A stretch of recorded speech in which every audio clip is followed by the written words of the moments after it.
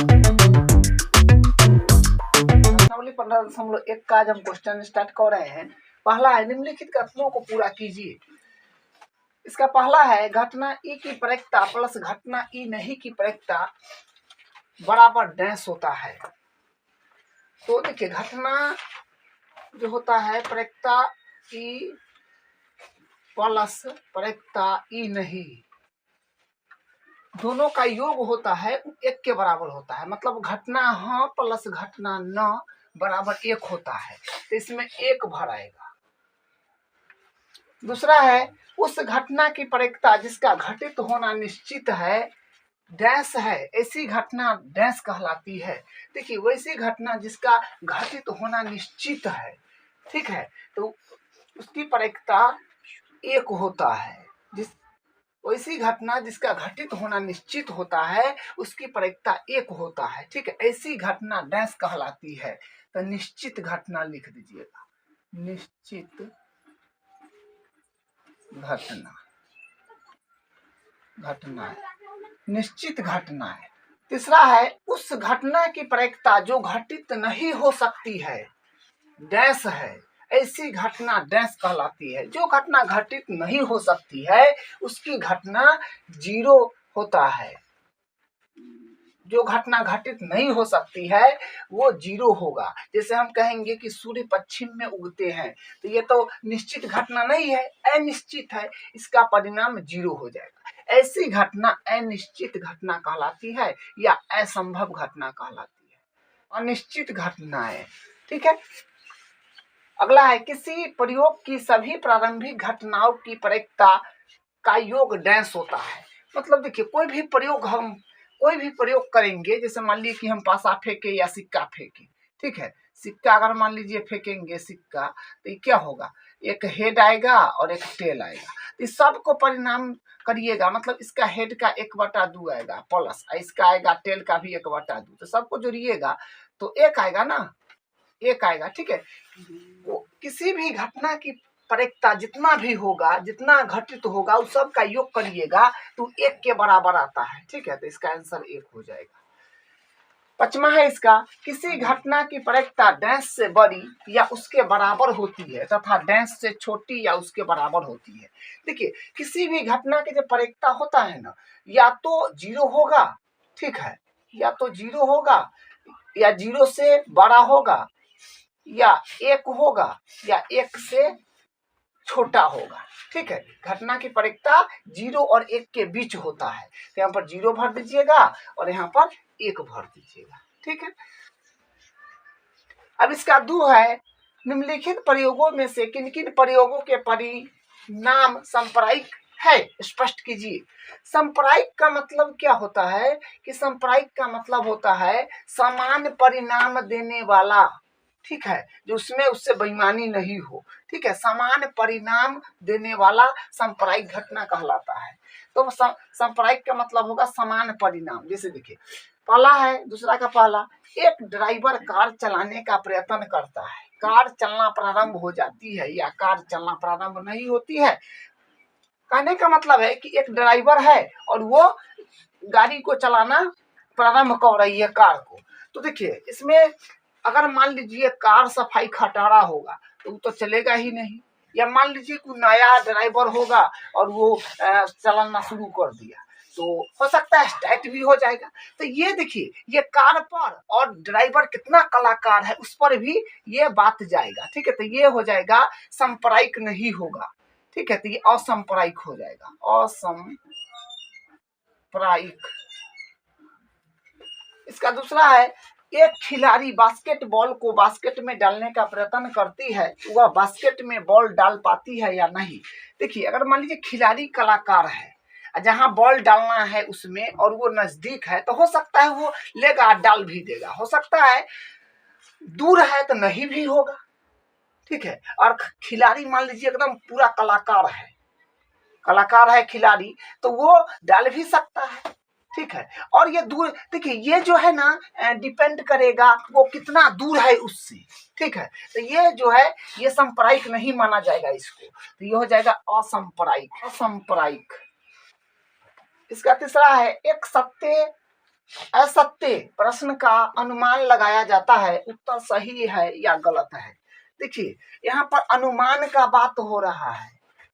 असत्य सत्य वाला जो प्रश्न होता है ना, उसमें आपको अनुमान लगाना है, यानी लगाया जाता है वो सही होगा कि गलत होगा। अनुमान का मतलब ये बात हुआ कि आप उसके बारे में कुछ जानते ही नहीं है, ठीक है। तो जानते ही नहीं है तो आपको गलती कौन है या सही कौन है आप कैसे जानेंगे? आपके लिए तो दोनों बराबर बात ना हो जाएगा। अगर हाँ जानते हैं तो फिर हम गलती काहे कहेंगे? जो जानते हैं तो सही ना बोलेंगे। तो अनुमान का मतलब होता है कि हम जानते ही नहीं है, वो हमारे पास नया एकदम आ गया जिसके बारे में हम कभी पढ़े नहीं किए, तो ये हो जाएगा सांप्रदायिक। क्योंकि गलती और सही तो आपके दिमाग में बराबर बात न है, गलती होने और सही होने की, सत्य या असत्य होने की बराबर बात है आपको, ठीक है। तो यहां से हो जाएगा सांप्रदायिक। सांप्रदायिक। इसका अगला है, एक बच्चे का जन्म होता है, वह एक लड़का है या लड़की है। देखिए बच्चे का जन्म होता है, कहने का मतलब अगर कोई बच्चा माता के गर्भ में है तो उसको हम लड़का है कि लड़की है हम बराबर, मतलब वो जो है लड़का है कि लड़की है हम नहीं ना जानते हैं, लड़का है कि लड़की है तो यूं ही बोल देते हैं, तो ये सांप्रदायिक होगा, ठीक है। लेकिन लोग लोग जो है क्या कराते हैं, जांच करवा करके अल्ट्रासाउंड करा के पता कर लेते हैं, लेकिन वो कानूनी जुर्म है, ठीक है। इसलिए हम लोग यूं ही बोले तो ये तो सांप्रदायिक न हो जाएगा, लड़का है कि लड़की है, दोनों बगल तब 50-50 चांस हो जाएगा ना, इसलिए ये सांप्रदायिक हो जाएगा, सांप्रदायिक, ये सांप्रदायिक हो जाएगा, ठीक है। क्वेश्चन 3 है, फुटबॉल के खेल को प्रारंभ करते समय यह निर्णय लेने के लिए कि कौन सी टीम पहले बॉल लेगी, इसके लिए सिक्का उछालना एक न्याय संगत विधि क्यों माना जाता है? देखिए जब भी लोग क्रिकेट खेलते हैं या कबड्डी खेलते हैं या फुटबॉल खेलते हैं तो सिक्का उछालना क्यों न्याय संगत माना जाता है? जो मतलब जिस जमाने में ये जो है फुटबॉल या क्रिकेट का शुरू हुआ था, उसी जमाने से सिक्के ही उछाल करके लोग पता करते हैं कि पहले कौन बैटिंग करेंगे, या फुटबॉल खेलते हैं तो फुटबॉल पर कौन पांव डालेंगे। ये क्यों न्याय संगत माना जाता है? देखिए इसलिए माना जाता है क्योंकि ये जो है सांप्रदायिक है और परिणाम जो है बराबर देते हैं, ठीक है। इसलिए इसको क्या करते हैं, सिक्का उछाल करके इसका निर्णय लेते हैं। तो लिखेंगे सिक्का उछालना, उछालना सांप्रदायिक घटना है क्योंकि प्रायिकता हेड आने की अपरैक्ता टेल आने की ये बराबर है। इसलिए इसका चौथा क्वेश्चन है, निम्न में से कौन सी संख्या किसी घटना की प्रायिकता नहीं हो सकती है? किसी घटना की प्रायिकता नहीं हो सकती है। देखिए किसी घटना की प्रायिकता जो होता है वो 0 से स्टार्ट होकर के 1 तक आता है और उसके बीच भी होता है। तो 0 भी सम्मिलित होता है, 1 भी सम्मिलित होता है, जो यहाँ पर भी आपको बताए हैं। इसको मैथमेटिक्स में ऐसे लिखती हैं, इसको मैथमेटिक्स में ऐसे लिखते हैं, 0 लेस देन इक्वल टू प्रायिकता पीई। ई मतलब होता है घटना, ई का मतलब होता है इवेंट, ई का मतलब होता है इवेंट यानी घटना बोलते हैं, ठीक है। तो पीई लेकिन 1 से जो होगा ये छोटा होगा अब बराबर होगा। इसको मैथमेटिक्स में इसे लिखते हैं, 0 और 1 के बीच होता है, उसके अंदर भी होता है, लेकिन 0 से छोट भी नहीं हो सकता है। छोट मतलब -1, -2, -3 नहीं हो सकता है, कबो नहीं हो सकता है। और उसके बाद 1 के बीच होता है, ना 1 से बड़ा हो सकता है, कभी 1.5, 1 से बड़ा नहीं हो सकता है, 2, 4, 5, 6 नहीं हो सकता है, ठीक है। तो यहाँ देखिए माइनस में ये तो पहले ही आप काटा मारिए क्योंकि माइनस वाला है तो इसका प्रायिकता तो होगा नहीं। उसके बाद 2/3 है तो इसको भाग दीजिएगा तो 1 से छोटा ही आएगा, 1 से छोटा, ये जो है 1 से छोटा आएगा। और ये जो है 15%, तो परसेंट को हटा करके इसको मेन वैल्यू में कर लीजिएगा तो आएगा 0.15। तो ये भी तो 1 से छोटा ही ना आया। तो इसके बाद ये है 1 से, तो ये ऑलरेडी छोटा है। तो इसमें से कौन होगा? देखिए क्या बोला गया है, निम्न में से कौन सी संख्या किसी घटना की परिकता नहीं है, नहीं है से बोला है, तो माने ई इसका ऑप्शन राइट माना जाएगा। ठीक है, अब इसका अगला क्वेश्चन, पीई बराबर 0.05 है, तो पी तो ई नहीं की परिकता क्या होगा? तो आप जानते हैं कि पी मतलब परिकता हाँ प्लस परिकता न बराबर होता है 1। तो इसमें अपने को पीई का वैल्यू दिया है, तो यहाँ पर होगा 0.05 प्लस, और पी नहीं का पूछ लिया है, तो पी नहीं बराबर 1। तो ई प्लस में है तो इनमें आएगा, तो माइनस में हो जाएगा। तो यहाँ से पी परिकता ई नहीं का वही है, ई नहीं या पी नहीं बराबर, यहाँ से हो जाएगा 1 माइनस 0.05, 1 माइनस 0.05, 0.95। ठीक है, तो ई नहीं की परिकता हो जाएगा 0.95, यही इसका आंसर है। क्वेश्चन नंबर 6 है, एक थैले में केवल नींबू की महक वाली मीठी गोलियां हैं।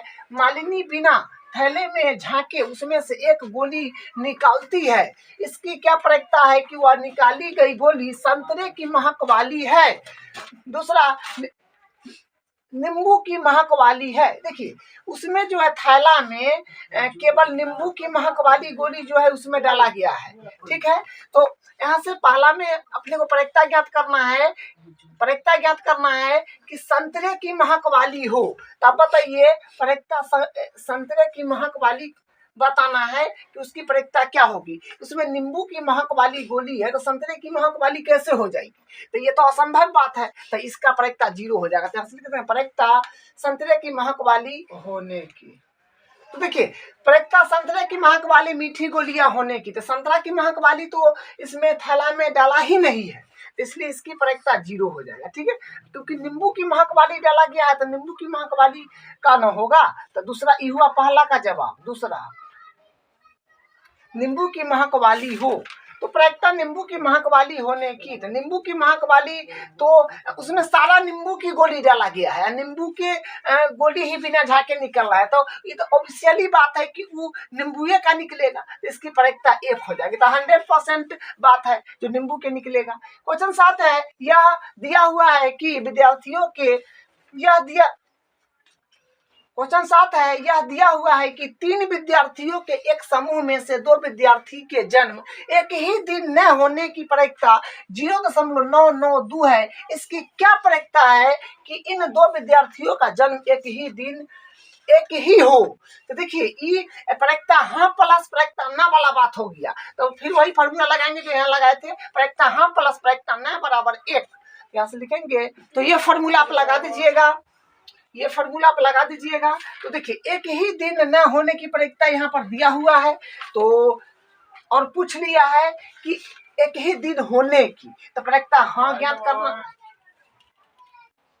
तो परिकता हाँ आपको ज्ञात करना है, और न दिया है कि इतना है 0.992, यहाँ से हो जाएगा 0.992 बराबर 1। तो यहाँ से पीई के बराबर कर लीजिएगा, यानी परिकता हाँ का, तो हो जाएगा इधर आ जाएगा, तो 1 माइनस 0.992 आएगा, तो यहाँ से मिल जाएगा, हो जाएगा 0.08। ठीक है, तो यहाँ से इसका आंसर ये हो गया। क्वेश्चन 8 है, एक थैले में 3 लाल और 5 काली गेंद है, इस थैले में से एक गेंद यादृच्छिक निकाली जाती है, इसकी परिकता क्या है कि गेंद पहला में लाल हो और दूसरा में लाल न हो? तो देखिए यहाँ से परिकता पहले हम लाल होने की निकालते हैं, क्योंकि पहला में लाल होने की पूछा गया है। परिकता लाल 3 अनुकूल 3 हो गया। ठीक है, कुल ये 5 और ये 3 8 हो गया, तो 3/8 हो जाएगा। अब फॉर्मूला यहाँ पर लिख दीजिएगा कि अनुकूल परिणाम बटा कुल परिणाम, सब में लिखना है।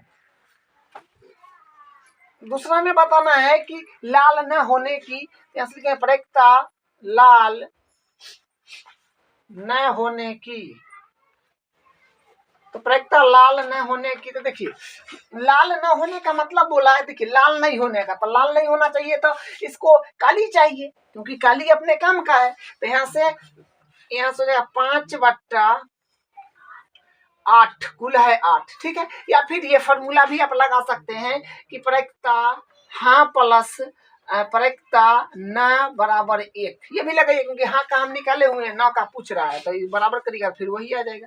लिख लिए, यहाँ पर इसको बैठेगा तो 3 बट्टा हो जाएगा 8 और प्लस पी ई नॉट का बराबर 1, तो इसको यहाँ से बराबर करिएगा, पी ई नॉट के बराबर करिएगा तो आ जाएगा, ई प्लस में आएगा माइनस में हो जाएगा, तो 1 माइनस 3/8 जो आएगा 8 माइनस 3, तो यानी 5/8 हो जाएगा, ठीक है। जैसे भी करिए आंसर पर कोई फर्क नहीं पड़ेगा। क्वेश्चन 9 है, एक डिब्बे में 5 लाल कंचे, 8 सफेद कंचे और 4 हरे कंचे हैं। इस डिब्बे में से एक कंचा यादृच्छ निकाला जाता है, इसकी क्या प्रयेकता है कि निकाला गया कंचा लाल है, सफेद है, हरा नहीं है। देखिए पहला में बताना है लाल है, तो हम निकालेंगे पहला में प्रयेकता लाल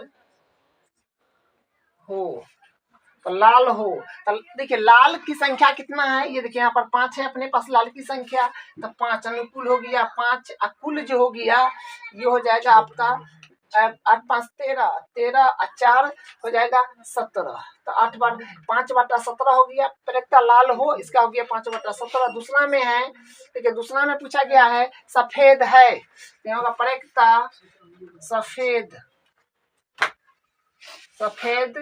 हो, तो सफेद की संख्या अपने पास है 8 हो, तो 8 अनुकूल 8 हो गया, कुल है 17।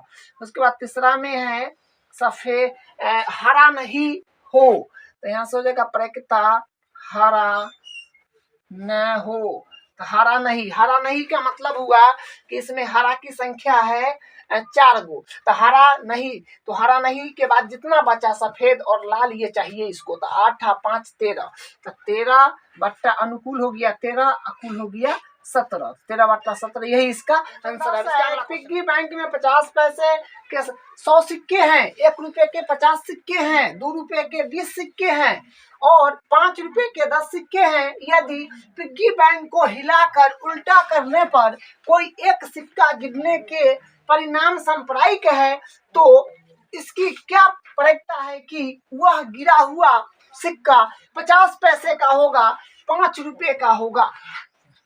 पिग्गी बैंक का मतलब होता है जो गुल्लक नहीं होता है, यहाँ पर कटा हुआ होता है, उसमें पैसा लोग जमा करता है सिक्का सब, तो वही वाला बात है, ठीक है। तो उसको जो हिला करके जो गिराएगा ना, तो वो सिक्का जो गिरेगा उसका परिणाम सांप्रदायिक है। सांप्रदायिक का मतलब होगा कि परिणाम समान होगा, ठीक है।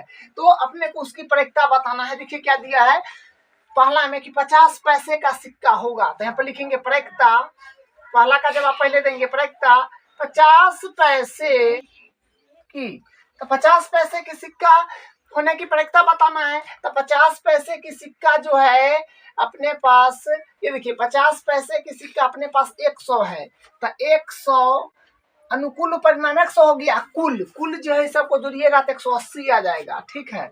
180 जीरो से जीरो कट गया, 5/9 हो जाएगा, ठीक है। तो प्रयेकता 50 पैसे का सिक्का होने की 5/9 हो जाएगा। ये इन्फॉर्मेशन हम लिख दिए हैं, लेकिन कौन सिक्का कितना है, कै रुपया का कितना है वो लिख दिया, ठीक है। दूसरा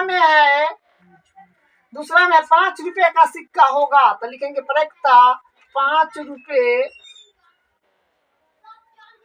रुपए का सिक्का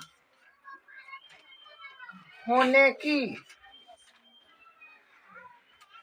तो प्रयेकता बताना है 5 रुपए का सिक्का होने की। तो 5 रुपए का सिक्का अपने पास 10 है, तो 10 अनुकूल 10 हो गया, कुल इसको करिएगा ना तो 180 आ जाएगा। कुल सिक्का जो होगा यहाँ से 180 आएगा, तो कुल हो गया 180, इसको कटिएगा तो 1/18 आ जाएगा। यही इसका आंसर है। क्वेश्चन 11 है, गोपी अपने जल जीवन कुंड के लिए एक दुकान से मछली खरीदती है। दुकानदार एक टंकी जिसमें 5 नर मछली और 8 मादा मछली में से एक मछली यादृच्छ उसे देने के लिए निकालती है। देखिए आकृति कुछ इस प्रकार का है। इसकी क्या प्रयेकता है कि निकाली गई मछली नर मछली हो। देखिए क्या सिचुएशन है, कि जल जीवन कुंड है गोपी के पास, उसमें कुछ मछलियां हैं, उसको और मछली इसमें रखने का मन था। ठीक है, तो मछली जहां लाने गया जिस दुकान से खरीद के, तो वो दुकानदार अपना जो है वो कुंड में रख ले था। तो उसमें कुछ नर मछली था जिसकी संख्या 5 है, और मादा मछली था जिसकी संख्या 8 है। यानी नर मछली जो था, नर मछली ये है 5, और मादा मछली जो है, मादा मछली 8 है। ठीक है,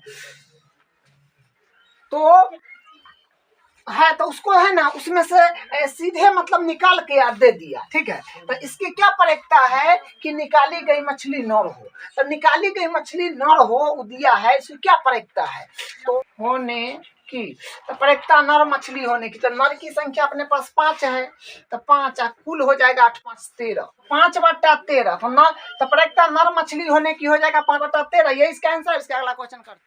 क्वेश्चन 12 है, संयोग के एक खेल में एक तीर को घुमाया जाता है जो विश्राम में आने के बाद संख्या 1 2 3 4 5 6 7 और 8 में से किसी एक संख्या को इंगित करता है। देखिए आकृति, यदि ये सभी परिणाम सांप्रायिक हो तो इसकी क्या प्रयोक्ता है कि यह तीर इंगित परिणाम सांप्रायिक हो तो इसकी क्या प्रयोक्ता है कि यह तीर इंगित करेगा।